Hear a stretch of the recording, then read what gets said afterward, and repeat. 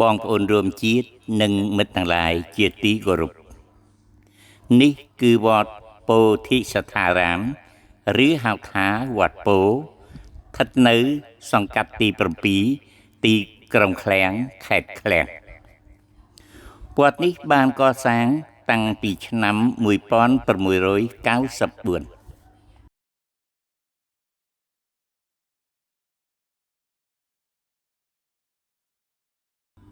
តាហ៍ថ្ងៃវត្តពោធិសត្ថារាមកំពុងរៀបចំកែលម្អ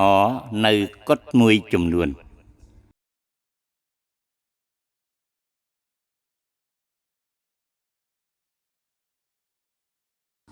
នេះជាកុដិថ្មីដែលបានសាងសង់កាលពីឆ្នាំ2021នៅខាងមុខកុដិដ៏ស្អាតនេះមានរូបព្រះពុទ្ធ2អង្គគង់សមាធិរួចនេះជាដងតុងនៅខាងមុខព្រះវិហារនៅទីនេះមានចារអំពីប្រវត្តិកសាងវត្តនៅជាប់នឹងខឿនព្រះវិហារនេះមានដើមមាសប៉ែន2យ៉ាងធំដើមមាសប៉ែនទាំងពីរនេះមានអាយុកាលរាប់រយឆ្នាំមកហើយ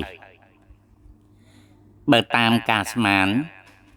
គឺមានជាង300ឆ្នាំត្របាក់ត្របាល់នឹងអាយុរបស់វត្ត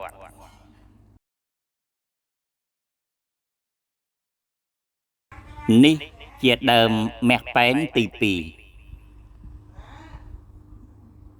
ធំណាស់បងប្អូន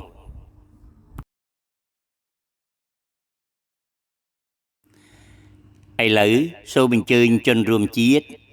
ដើរទស្សនាព្រះវិហារមួយជុំព្រះវិហារបានកសាងកាលពីឆ្នាំ2011រហូតដល់ឆ្នាំ2018ទើបបានសម្រេចជាស្ថាពរនិងធ្វើបុណ្យបញ្ចុះសីមាយើងឃើញព្រះវិហារនេះពោរពេញដោយក្បាច់តាំងពីជញ្ជាំងសសរទ្វារបង្អួច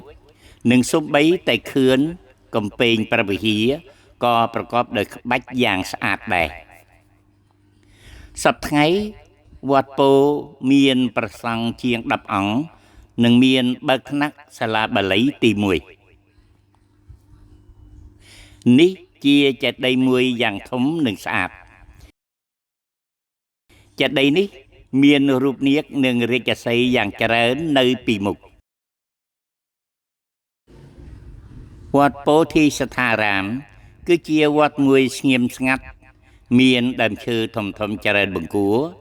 ស័ក្តិសមជាកន្លែងបួសរៀននិងជាកន្លែងប្រតិបត្តិធម៌របស់ព្រះសង្ឃនិងជាទីជ្រះថ្លា